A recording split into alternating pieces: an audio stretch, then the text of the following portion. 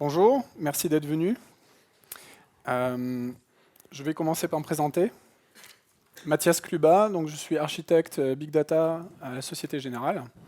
Donc, si vous avez des questions après la séance, je serai au stand DG et on pourra en discuter. Yo, yo, yo. Et moi, Mehdi Benajabès, architecte technique Big Data. Donc, et vous avez mon compte Twitter, vous pouvez me contacter à tout moment. Ok, donc au cas où vous êtes trompé de salle, aujourd'hui, on va vous parler d'analytics, de cube, de big data et surtout d'écosystèmes open source pour faire de l'analytics en big data.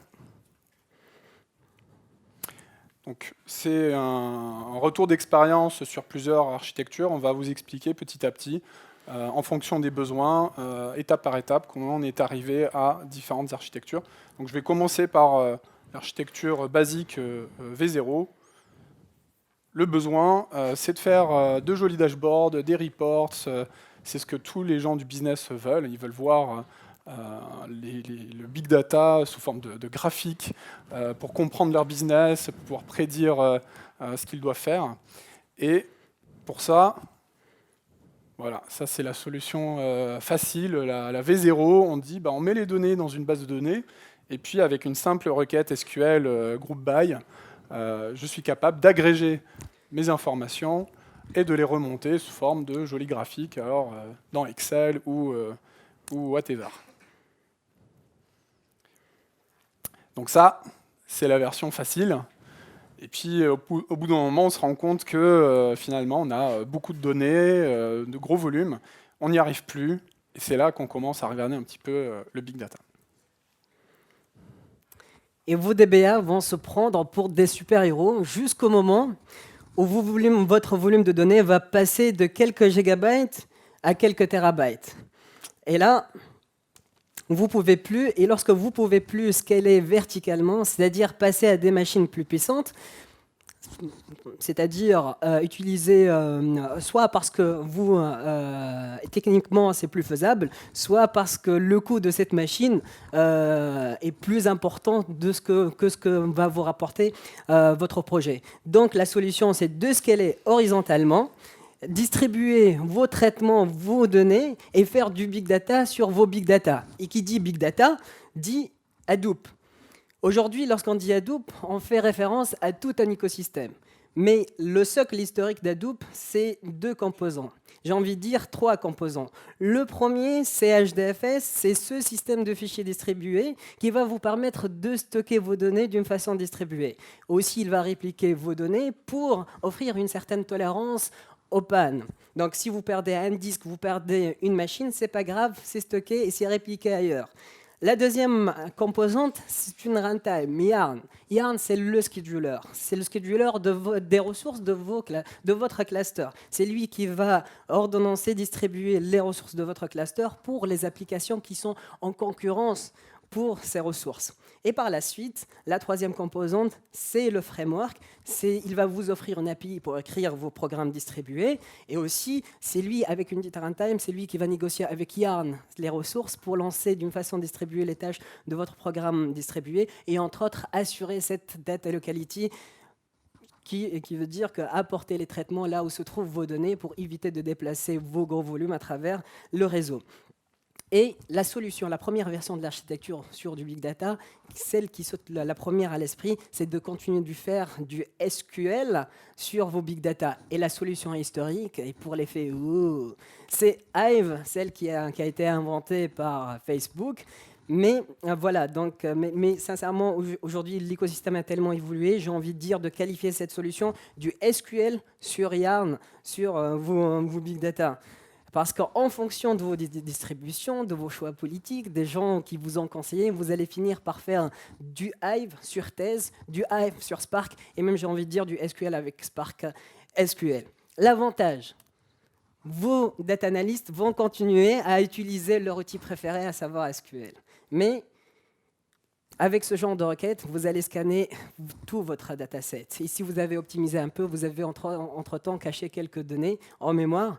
Mais à titre indicatif, disons votre requête va prendre une vingtaine de minutes. Une vingtaine de minutes, ça fait beaucoup, hein. Oui, je comprends. Donc, on peut améliorer encore un petit peu.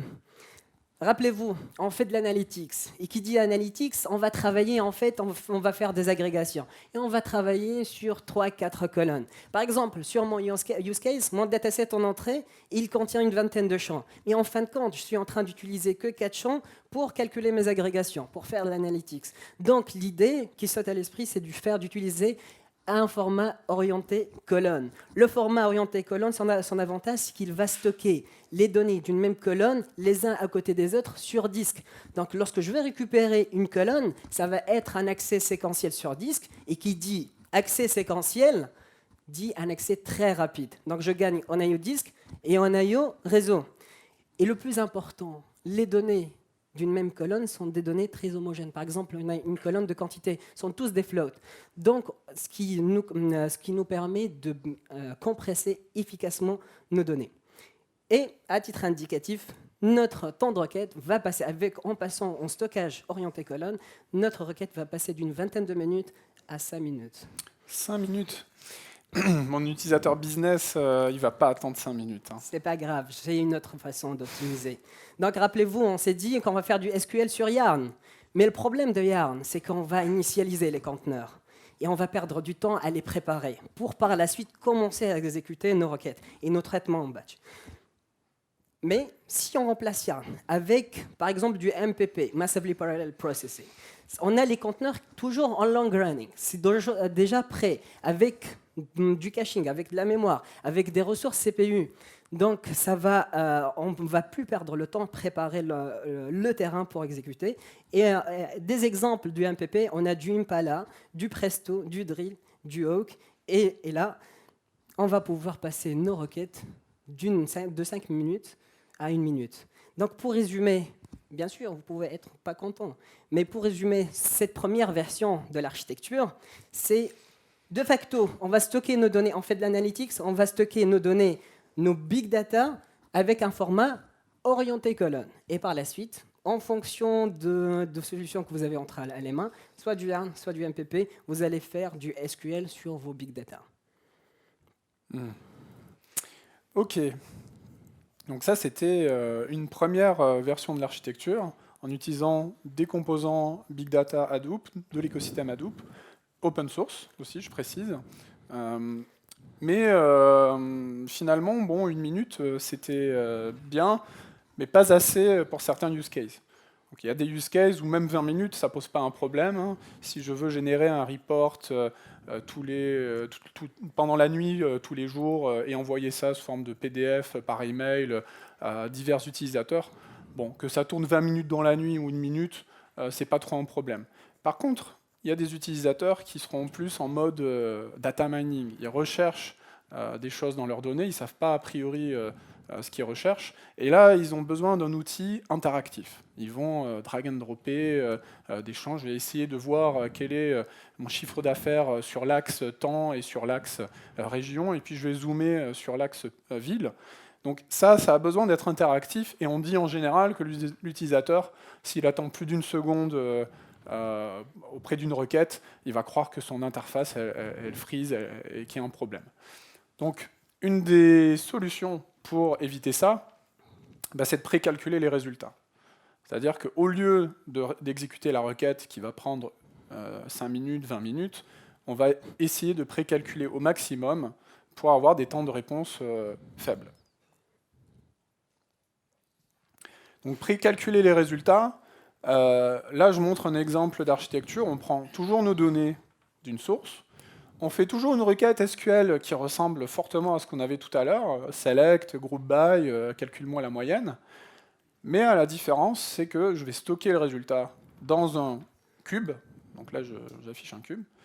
Et l'utilisateur va donc requêter ce cube et avoir des temps de réponse beaucoup plus faibles pour les données agrégées. D'ailleurs, il y a un mot-clé dans le langage Hive ou Spark, with cube.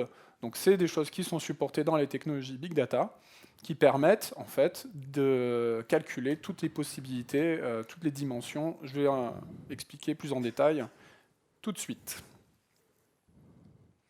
Parce que je parle de cube, mais qu'est-ce qu'un cube ? Un cube, en fait, on parle de cube quand on parle d'une base de données type OLAP, donc pour Online Analytics Processing, c'est pour faire des analytics, opposé aux bases OLTP, où là c'est plus une base opérationnelle pour insérer des transactions, faire des mises à jour fréquentes.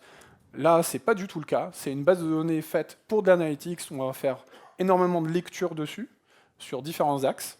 Et on parle de cube parce qu'on va avoir la notion de mesure. Donc là, je mesure par exemple les précipitations. Et on va le faire sur différents axes qu'on appelle des dimensions. Donc on a la dimension temps, on a la dimension ville, mais on peut avoir plein de dimensions, et ça devient des hypercubes à plein de dimensions. Donc là, dans cet exemple, on voit que je pars d'une table, on appelle ça une table de faits, où on a ce qui s'est passé. Donc on sait qu'en 2010 à Paris, il y a eu telle précipitation, puis en 2011, une autre. En faisant cette requête WithCube dans Hive, en fait, il va nous générer toutes les combinaisons de dimensions. Donc il va dire déjà, si je prends la ligne du bas, si j'agrège tout sans aucune dimension, le total des précipitations est de temps. Si j'agrège par région uniquement, donc je vais prendre tout Paris, peu importe l'année, ça va me donner ici 157. Et si je veux par contre requêter sur deux dimensions qui sont l'année et la région, pareil, je vais devoir calculer une nouvelle somme. Donc voilà, WithCube va générer les différentes possibilités suivant les différentes dimensions. Et comme ça, la donnée est déjà calculée. L'utilisateur, quand il requête sur une dimension, il a juste à récupérer l'information qui est déjà stockée. Il n'y a aucun calcul à faire. Alors, je parle de cube, mais c'est quand même pas nouveau. J'imagine que la plupart d'entre vous connaissent déjà tout ça. C'est des technologies qui existent depuis longtemps. Les différents éditeurs comme Microsoft ou Oracle ont déjà réalisé tout ça depuis longtemps. Mais en fait, pourquoi on parle ici de cube? Parce que finalement, le besoin est toujours présent de faire des analytics. La différence, c'est qu'aujourd'hui, on a beaucoup plus de volume de données. On a aussi besoin d'analyser sur beaucoup d'axes. On peut avoir une quarantaine de colonnes sur lesquelles on veut comprendre nos données. Donc ça c'est un challenge. Et en plus, les technologies cube traditionnelles, en général, sont en mode batch, ça tourne la nuit, ça prend tout le temps qu'il faut, mais on a souvent besoin de données plus fraîches, voire temps réel, on en parlera après. Donc pour ça, il y a plusieurs approches. On n'a pas trouvé l'architecture magique qui règle tous les cas. Donc là, on va parler des différentes architectures. Une des architectures d'exemple, c'est de dire j'utilise toujours mes technologies Oracle, Microsoft qui font du cube, mais la partie construction du cube, finalement, je la délègue au big data. Donc il y a des connecteurs qui existent. Oracle, Microsoft ont des connecteurs pour dire mes gros volumes de données, c'est Hive qui va faire la requête, qui va la distribuer, comme on l'a dit tout à l'heure, sur les différents nœuds. Une fois que le résultat est calculé et agrégé, normalement, on devra avoir moins de volume si on agrège. Le résultat agrégé est stocké dans les cubes Oracle ou Microsoft, et on a toujours les mêmes outils de reporting derrière, ça reste compatible, et ça fonctionne. Ça fonctionne si on n'a pas une volumétrie trop grosse dans le cube. Donc nous, on a fait des expérimentations avec des technologies plus open source. J'insiste sur l'open source. Il y aura une présentation demain d'Active Pivot. Je vous invite à aller la voir. C'est aussi une technologie pour faire des cubes, plus in-memory. Il faut des machines costauds avec beaucoup de RAM. Mais nous, on a essayé des technologies plus open source et scalables horizontalement pour justement traiter le volume à coût maîtrisé, on va dire. Donc là, on reprend un petit peu l'architecture de tout à l'heure. La différence, c'est que ce n'est pas l'utilisateur qui fait la requête SQL directement sur Hadoop, c'est un batch qui va prendre les données d'Hadoop, les agréger et stocker les résultats agrégés dans une base NoSQL qui s'appelle HBase, une base de données colonne, qu'on utilise ici plus comme clé valeur. Donc je dis pour la clé de telle dimension, donne-moi la valeur qui est déjà agrégée, et c'est très performant en lecture.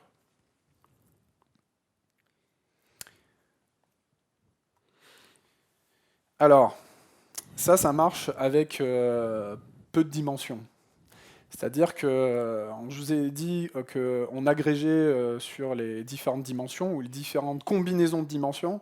Donc si j'ai l'axe temps et l'axe région, ben, je vais agréger par région, ensuite je vais agréger par date, et ensuite je vais agréger par couple date-région. Mais si j'ai 3 dimensions, 5 dimensions, ça va. Par contre, si je commence à avoir 20 dimensions, ça fait vraiment beaucoup trop de possibilités. Et là, la taille du cube est limite plus grosse que les données d'origine. Et là, on va avoir des problèmes. Et voire même, le temps de calcul du cube peut être excessivement long. Donc, ce n'est pas forcément la bonne idée. En plus, là, ça montre les différents cuboïdes, donc les différentes combinaisons de dimensions à calculer. Mais il faut aussi prendre en compte la cardinalité des différentes lignes.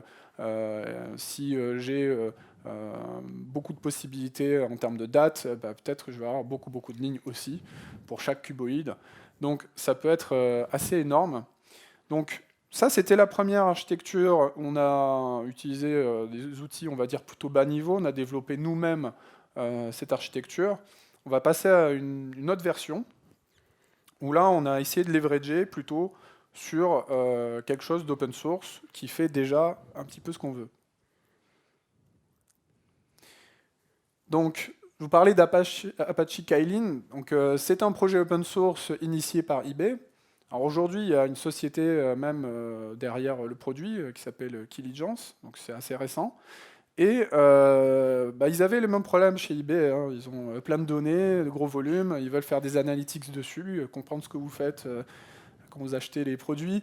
Donc eux, ils ont développé un cube, une technologie de cube sur le big data, donc entièrement open source, vous pourrez voir ça vous-même.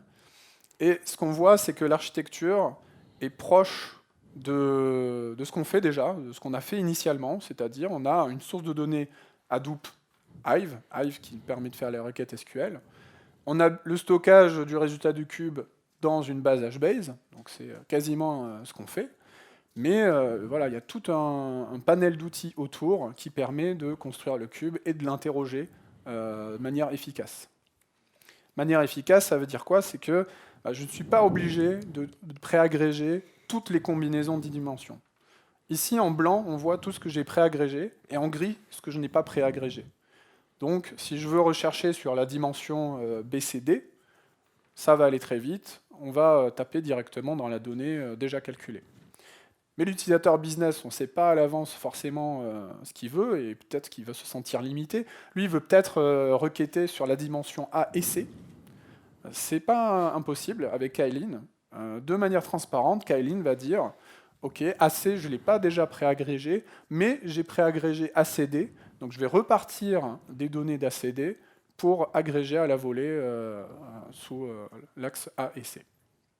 Donc il ne repart pas de zéro, il repart d'un niveau déjà un peu agrégé, et à la volée, il est capable de faire des requêtes soit sur des données entièrement préagrégées, donc très rapides, soit agrégées à la volée, un petit peu plus lent, mais au moins l'utilisateur a le choix de ses requêtes.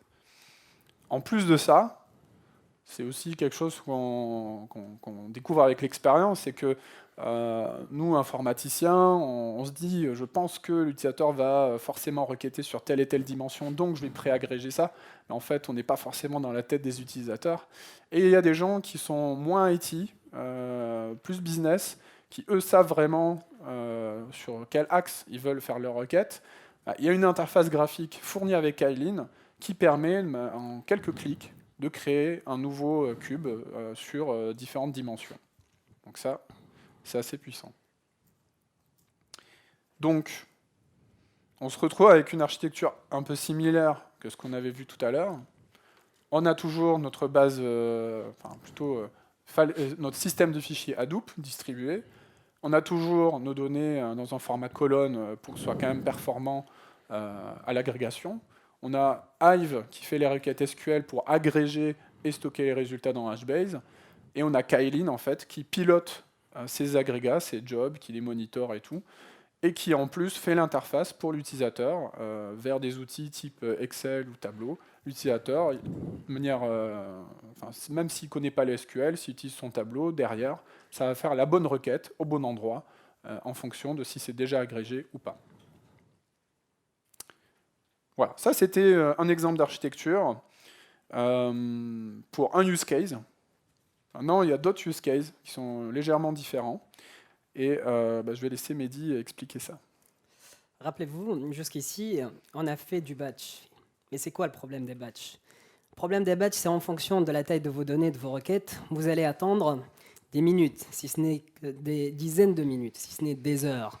Mais parfois, le métier va venir vous dire, bah écoutez, j'accepte d'avoir le début d'un résultat, un résultat approximatif, la tendance d'un résultat, mais à condition d'avoir ça en quelques secondes. Donc, le truc qui saute à l'esprit, c'est du faire du streaming. Parce qu'on a toujours associé la faible latence au streaming. Mais si je fais un clin d'œil aux fans de l'article Streaming 101 de Tyler Akido, le streaming, en fait, ça n'a rien à voir avec la faible latence. Juste j'ouvre la parenthèse. Le streaming, c'est la capacité de traiter un flux continu de données avec un système qui permet de le faire. Mais pour le reste de la présentation, on va continuer à associer la faible latence avec du streaming. Et si on parle de streaming, on est obligé de parler d'architecture lambda. Bon, j'espère qu'il n'y aura pas de tomates pourries. OK. Donc, l'idée basique de l'architecture lambda, vous avez une séquence immutable de données, immutable, qui vient alimenter deux systèmes qui tournent en parallèle et en même temps. Le premier en streaming, le deuxième en batch. Le premier, le streaming, lui, par exemple, va travailler sur des données du jour au fur et à mesure qu'elle arrive et va fournir des résultats avec une faible latence. Il va stocker ces résultats dans un data store. Ces résultats, on va l'appeler real-time views, des vues temps réel. Il va les stocker dans un data store optimisé pour des accès aléatoires, pour des écritures aléatoires. Et le système en batch, lui, il va travailler sur des données froides, sur des gros volumes, par exemple les données de la veille. Et lui, il va prendre son temps, il va passer des heures, c'est pas grave, et il va stocker ces résultats dans un data store. Ces résultats, c'est les batch views, dans un data store optimisé pour des écritures en batch, pour du bulk load. Par la suite, vous avez la serving layer qui, elle, va implémenter la logique qui va consolider les résultats entre les vues temps réel et les vues batch. Une des belles idées de l'architecture lambda, c'est cette idée de travailler sur des données immutables.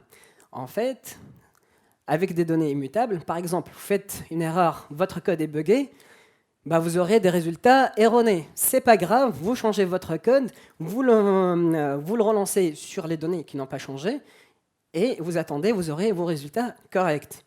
Même si vos données en input, vous avez introduit des données erronées, ces données-là ne sont pas venues fausser les données que vous avez intégrées avant. Donc il suffit juste de supprimer la partie erronée.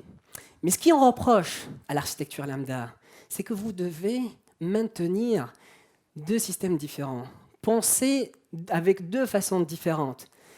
Et ça, c'est pas. Et vous allez utiliser des systèmes complexes, genre par exemple Hadoop et du MapReduce et du Storm.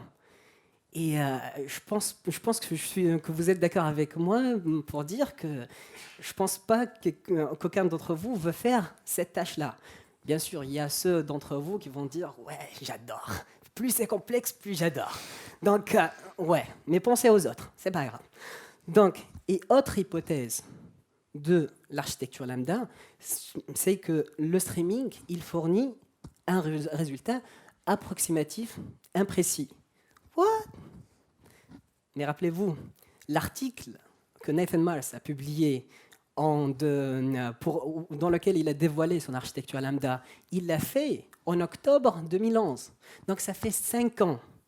Donc peut-être à ce moment-là, les systèmes de streaming existants ne géraient pas convenablement la tolérance aux pannes. Ils ne géraient pas l'état, pas de checkpointing, pas de gestion d'état local et tout ça. Mais je pense que vous êtes d'accord avec moi pour dire que 5 ans en big data, c'est une éternité. Surtout la dernière année, il y a tellement, l'écosystème du streaming a tellement évolué. Moi, personnellement, je pense que le système de streaming, s'il n'a pas encore atteint sa maturité, bah, il ne va pas tarder à le faire. Aujourd'hui, on a entre autres Spark Streaming, Flink, Apex. Même il y a 2 semaines, Storm, qui était dans les oubliettes, ils viennent de sortir une release, la 1.0, il est passé superstar. Donc, et surtout Google Dataflow. Donc, et je ne suis pas le seul à dire ça. C'est les ténors du big data et du streaming qui disent ça. Jay Krebs, c'est le mec LinkedIn qui est derrière Kafka. Il a publié en 2014, en juillet 2014, si je me rappelle bien, un article qu'il a intitulé Question of the Lambda Architecture. Là, il disait, en fait, en plus de reprocher à l'architecture lambda de traiter 2 systèmes différents, de gérer 2 systèmes différents, il a dit « Je ne suis pas d'accord de dire que le système streaming nous fournit des résultats imprécis. » Et c'est lui qui a introduit l'architecture Kappa. Kappa, sincèrement, moi, je ne suis pas fan de donner une lettre Kappa, barista mayonnaise, je veux dire grec, à l'architecture. Donc là, si vous voyez 2 branches, ça correspond à 2 branches, 2 versions de votre job. Les 2 tournent en full streaming. Moi, j'ai envie de l'appeler full streaming. En août de 2015, Tyler Akido, qui lui, c'est le gars Google streaming chez Google, il a publié son article Streaming 101. Il poussait un peu plus l'idée. Il disait, en fait, un système de streaming bien conçu, il va vous offrir un super set de fonctionnalités plus que le batch. Le batch va devenir un cas spécifique du streaming, à quelques détails près de performance. Et je parle de mon expérience personnelle. Moi, lorsque j'ai commencé à travailler sur mon use case, j'avais tout implémenté en batch. Mais par la suite, le use case a changé et on est passé sur du full streaming. Donc, du full streaming, on avait les résultats corrects, on implémentait cette fameuse logique d'exactly once, mais bien sûr, à quelques détails de performance près, on avait besoin de plus de ressources pour atteindre les mêmes performances que le batch. Donc, pour résumer l'architecture V4, en fait, pour avoir de la faible latence, dans tous les cas, vous devez avoir cette branche en haut, de dessus, où il y a du streaming. D'accord ? Et en fonction de vos convictions, en fonction de vos solutions, en fonction de la maturité de votre conception, bah vous aurez plus ou moins la partie pointillée qui gère la partie batch. Donc avec la partie pointillée, vous serez avec une architecture lambda. Sans la partie en pointillé, vous serez en cap architecture et en full streaming. Donc, pour résumer, donc, on a donc bien ces 2 branches, comme disait Mehdi. En l'occurrence, on a utilisé la technologie Spark parce qu'elle est capable de faire aussi bien du streaming que du batch. Donc on se dit, bon, on a à peu près le même code dans les 2 cas. Donc si on a un bug dans l'un, ben, si on le corrige qu'une fois. Donc c'est vraiment ça l'intérêt. Par contre, Spark Streaming et Spark classique, batch, c'est quand même pas tout à fait la même façon de travailler. Donc on peut avoir des différences de code, on a des différences de code, on peut avoir donc des bugs dans un cas et pas dans un autre. Donc c'est ça l'inconvénient d'avoir ces 2 branches en parallèle. Mais on revient toujours à stocker dans HBase les résultats pour ensuite faire des requêtes à faible latence de ces données préagrégées. Donc, je vais parler d'une autre type d'architecture qui est en fait un petit peu une suite logique de tout ça. C'est que, ok, en version 3, on a vu on pouvait traiter un grand nombre de dimensions grâce à Kylin, puisqu'il nous préagrégeait certains résultats, mais il ne préagrégeait pas tout non plus, donc il était capable de faire un peu d'hybride. Et en architecture V4, on a introduit les technologies pour faire du temps réel. Mais dans cette architecture temps réel, on a vu tout à l'heure, on ne traite pas la problématique d'un grand nombre de dimensions. Là, dans ce cas-là, quand on a fait l'exercice d'une 20aine de dimensions, le JobSpark Streaming, qui doit s'exécuter tous les X temps au fil de l'eau. Donc c'était, je ne sais pas, toutes les 30 secondes, quelque chose comme ça. Finalement, il n'arrivait pas à tenir la charge. Il prenait plus de temps à calculer le cube qu'à avaler les données. Donc c'était pas bon. Donc on a besoin des deux. À un moment donné, en tout cas pour un des use cases, c'est pas toujours le cas, on avait besoin aussi bien du temps réel, mais sur un grand nombre de dimensions, pour que les gens puissent faire les analytics sur des données très fraîches, sur un petit peu tout et n'importe quoi. Donc là, on a testé une autre solution open source, qui est très sympathique, qui s'appelle Druid. Donc Druid, pareil, il y a eu, comme Kylin, il y a eu plein de présentations en détail. On parle de Druid ou de Kylin pendant 1 heure. Là, je vais vous expliquer un petit peu le principe sans rentrer trop dans les détails. Donc c'est aussi un projet open source, aussi pour faire de l'analytics, mais cas particulier, il est prévu pour des analytics time series. Time series, c'est quoi? C'est des données temporelles. Donc il y a forcément l'axe temps, il y a forcément une date associée à mes événements. Bon, moi je travaille à la Société Générale, dans la finance, on a souvent cette notion de temps quand on reçoit les événements. Donc ça se prête à beaucoup d'use cases, on a souvent cette notion de temps. Donc la différence de Druid par rapport au reste, c'est que alors, il a le stockage colonne, comme on l'a vu aussi tout à l'heure, parce que c'est plus performant pour faire des analytics sur du stockage colonne. Il est capable de faire du batch et du temps réel, en fait même plutôt par défaut temps réel, je vais vous expliquer plus en détail après. Et alors, ce qu'il fait, c'est qu'il fait des agrégations à la volée. Il ne préagrège pas trop.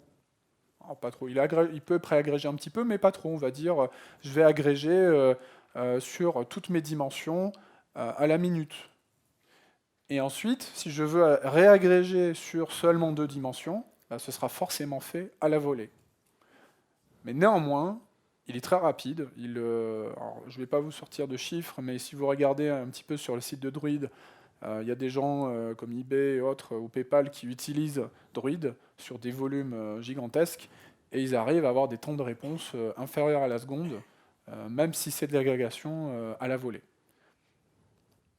Donc c'est open source, c'est très utilisé, donc on voit PayPal, Netflix, Criteo. Et on a en fait cette architecture un petit peu comme l'architecture lambda. On a les données temps réel qui arrivent par le haut, en haut à gauche, qui arrivent dans des nœuds d'ingestion, qui vont prendre cette donnée, qui vont un petit peu la préagréger, mais pas trop, qui vont la stocker dans une base de données NoSQL colonne, vraiment prévu pour requêter de manière performante des agrégats sur des colonnes. Et de temps en temps, quand la donnée commence à être un petit peu vieille, on dit je vais garder 1 semaine de données dans les données chaudes, dans ces nœuds-là. Je vais offloader mes données historiques sur Hadoop. Hadoop étant une option. Donc ça me permet de ne pas garder tout en mémoire sur des machines ultra performantes optimisées, des vieilles données historiques. Mes données historiques, je les stocke sur un file system distribué à faible coût. Mais l'utilisateur, on ne voit pas l'utilisateur, mais en bas, la partie query, quand on requête à travers le broker les données, de manière automatique, Druid sait si c'est des données récentes et va taper sur les nœuds real-time, ou alors si c'est des données historiques, il va ramener les données historiques dans les nœuds real-time pour pouvoir faire les requêtes. Donc on a un petit peu comme une espèce d'architecture lambda. À savoir que je disais, il est capable aussi de faire du batch, parce qu'on ne sait jamais, on peut vouloir changer le formalisme des données, par exemple. Je dis, je vais rajouter une colonne que je n'avais pas prévue à l'avance, ou j'ai eu des données qui m'arrivent en temps réel, mais en fait la source, elle n'est pas fiable, elle m'envoie des données dans le désordre. Ça peut arriver, on ne sait jamais. Donc il est possible aussi de dire, je prends les données historiques, enfin les données HDFS, pardon, et je recalcule le cube à partir de ça. Ils fournissent les outils pour le faire. Alors Druid, je ne l'ai pas précisé, mais Kylin supporte le langage SQL, donc il y a des drivers pour faire du SQL et donc de s'interfacer avec des outils de reporting classiques, Excel, Tableau, etc. Druid, par contre, ne vient pas avec une interface SQL. Alors il y a un projet open source qui rajoute ça, mais il n'y a pas forcément tout le mapping possible entre SQL et l'API de Druid. Mais il y a tout un écosystème autour de Druid, des gens qui développent des dashboards web, des outils de reporting web. Donc là, j'en ai cité 3, mais j'imagine qu'il y en a beaucoup d'autres. Grafana, pour ceux qui l'utilisent déjà pour différentes sources de données, ils peuvent utiliser Druid comme source de données. Il y a un outil plus graphique qui ressemble au pivot table dans Excel, qui s'appelle d'ailleurs Pivot, qui est capable de requêter du Druid. Et il y a un projet d'eBay, Pulsar, qui est un peu plus que de la data viz. Il y a tout un écosystème autour de Pulsar. Je ne vais pas m'attarder là-dessus, mais c'est un projet d'eBay pour faire de l'analytics toujours sur les clics, les sites que l'on visite, etc. Les clics sur leur page d'eBay, sur leurs produits. Donc on peut construire des dashboards web à partir des sources Druid. Donc l'architecture, elle ressemble à ça. Alors, ça paraît compliqué, mais finalement, c'est pas si compliqué que ça, parce qu'en fait, on utilise un outil qui fait tout ça. On a quasiment rien à développer. On a toujours nos événements qui arrivent en temps réel en haut, et Druid est capable de les ingérer. On peut les stocker, les données brutes sur notre Hadoop pour pouvoir les réingérer dans Druid au cas où on a changé la manière de les modéliser. Et Druid est capable de faire de la requête soit sur des données temps réel, soit sur des données historiques de manière transparente. Donc ça, c'était pour un use case précis. Comme je l'ai dit, il y a plusieurs use cases. En fonction des use cases, il y a des architectures différentes. Et Mehdi va vous parler d'un use case encore différent. Donc on a eu plein d'essais, on a fait plein d'architectures différentes. Et Mehdi va vous expliquer la problématique qu'il a rencontrée sur cette architecture. D'abord, pour commencer, j'ai envie de dire qu'on ne vous a pas dit toute la vérité. Jusqu'ici, tous les use cases qu'on vous a présentés, c'était des use cases simples. Et d'ailleurs, toutes les présentations, lorsqu'ils présentent leur use case, ils essayent de présenter un use case simple. Sauf là, je vais vous présenter un vrai use case sur lequel je travaille et je vais essayer de le simplifier. Ce use case-là, je dois, au fur et à mesure que je reçois les données, à certains moments, mettre à jour les différentes valeurs. Pour simplifier, essayez de suivre cet exemple. Imaginons, j'ai un stream de données. Ce stream, j'ai des clés valeurs. Les clés de A jusqu'à Z. Chacune des clés a une valeur de 1. Donc, à la fin, disons à témoin alpha, j'ai toutes les clés, je fais la somme, je vais avoir 26. Mais à certains moments T, je ne sais pas à quel moment, j'ai aucune information que c'est une mise à jour, je vais recevoir une mise à jour, une nouvelle valeur, par exemple pour la clé F. Maintenant, la nouvelle valeur de F est de 3. Et moi, je dois toujours fournir une somme correcte. Donc, pour calculer la somme correcte, j'ai besoin, lorsque je reçois la F, je dois savoir est-ce que j'ai une ancienne valeur de F. Si c'est le cas, je vais récupérer cette ancienne valeur. Donc le 1, je vais faire 26 moins 1 plus la nouvelle valeur. Valeur de 3. Et ça, sur un use case avec une seule dimension, ça fait exploser les performances. Imaginez que lorsque vous faites ça avec plusieurs dimensions. Donc pour vous donner à titre indicatif une idée sur les performances, au début, donc je vous ai dit, je tout implémentais en batch. Je n'avais pas ce use case-là de recalcul. J'arrivais avec ce que j'appelle moi un degré de parallélisme de 80. J'ai 80 corps avec le nombre de disques qui va avec. Sur 5 nœuds, j'arrive à atteindre un débit de 50 millions de messages par minute. Mais lorsque j'ai commencé à traiter ce use case-là avec le recalcul, en fait, je dois passer au streaming parce que je dois traiter événement par événement. Et je dois accéder, indexer ces données-là pour accélérer la récupération et la vérification de la valeur pour voir si je l'avais traité avant ou pas. Donc, on a optimisé, on a fait du streaming, on a optimisé HBase on l'a utilisé en fin de compte comme un index, on l'a optimisé pour du random access et on l'a utilisé comme clé-valeur, pas du orienté colonne. D'accord ? Et avec plus de ressources, avec un degré de parallélisme plus important, donc là on a 125 corps sur 5 machines, et derrière Kafka qui nous alimente, le backbone qui nous alimente avec les données, c'est aussi 125 partitions. Oh, le débit maximal qu'on a pu atteindre, c'est 10 millions de messages par minute. On finit par avoir, avec le streaming, on finit par avoir des résultats corrects. Donc rappelez-vous, là, on a remplacé le batch avec du full streaming, il n'y a aucun problème sur les résultats. Même ici, le streaming nous a offert une fonctionnalité qu'on n'avait pas avec le batch. Donc avec le batch, moi je traite un lot de données. Je ne peux pas vraiment traiter ligne par ligne. Et vous voyez ici, si je mets plus de ressources, je multiplie par 5 les ressources que j'utilisais sur le streaming, bah, je vais atteindre les mêmes performances que le batch, mais je dois mettre le paquet. Mais en contrepartie, j'ai gagné sur la latence.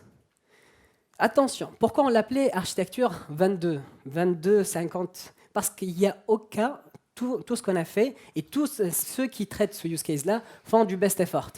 Aucun, ni Databricks qui est derrière Spark, ni Data Artisans qui est derrière Flink, ni Google ont la solution. Et pour ceux qui sont fans de Google Dataflow, et qui derrière c'est Apache Beam pour la solution en contrepartie open source, ça s'appelle rétractation. Si vous allez sur le site d'Apache Beam, vous allez trouver la matrix de compatibilité, et ce use case-là de rétractation, il n'y a aucun qui l'a implémenté, aucun runner qui l'a implémenté.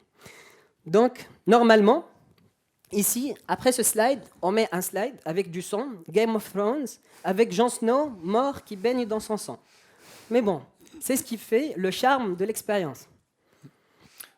Donc là, on a vu un cas extrême, le cas où on doit faire des mises à jour et on ne sait même pas si la donnée est finale ou s'il va être mise à jour plus tard. C'est pour ça qu'on avait besoin d'autant de ressources pour traiter le cas, alors que finalement, dans le cas du batch, on a vu, je prends les données telles qu'elles sont, déjà stockées, je sais qu'il n'y aura pas de mise à jour pendant ce temps-là, donc forcément, je n'ai pas besoin d'autant de ressources pour les traiter. Donc ça, c'était différentes architectures qu'on a essayées, suivant différents use cases. Comme j'ai dit, on n'a pas forcément besoin d'update, on n'a pas forcément besoin de temps réel. Donc c'est à vous de choisir la bonne architecture en fonction de vos besoins. On n'en a pas essayé d'autres. Donc là, je ne vais pas vous rentrer dans les détails, mais il y en a plein de projets open source qui sont capables de faire du cube, avec des technologies à peu près similaires, des bases colonnes aussi, du Spark aussi, qui viennent de chez eBay ou autres. Par contre, en conclusion, ce qu'on n'a pas dit, c'est que les données qui nous arrivent, elles ne sont pas forcément propres. Donc là, on a pris le cas le plus simple où on a la donnée déjà formatée et je calcule mes analytics dessus. Mais il faut savoir qu'en big data, on passe beaucoup de temps à nettoyer les données, à les préparer, à les jointurer, à les enrichir. Peut-être qu'une colonne ne suffit pas, il faut la fusionner avec une autre. Peut-être que je peux retrouver dans une colonne une valeur Toulouse ou Toulouse-Midi-Pyrénées, ça veut dire la même chose, il faut que je nettoie ça. Donc, comment nettoyer ce bordel en amont pour pouvoir faire des analytics? Là, il y a plein d'autres outils pour le faire, mais en tout cas, on ne peut pas s'en priver. Voilà, je vous remercie.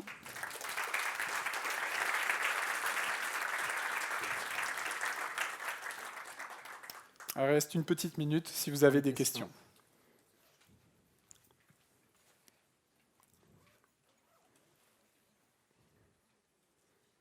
Oui ?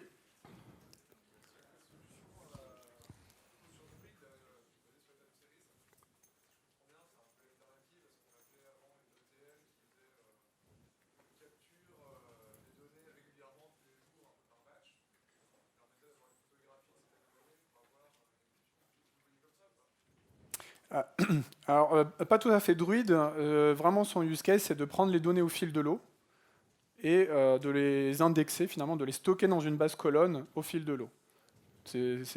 La partie batch, finalement, c'est quand on n'a pas bien formaté les données, on s'est dit, tiens, il y a une colonne qui nous manque, on reprend l'historique et on le fait en mode batch.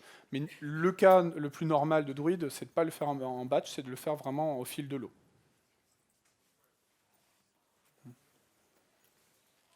Ah, pardon, j'ai oublié de répéter la question. La question, c'était...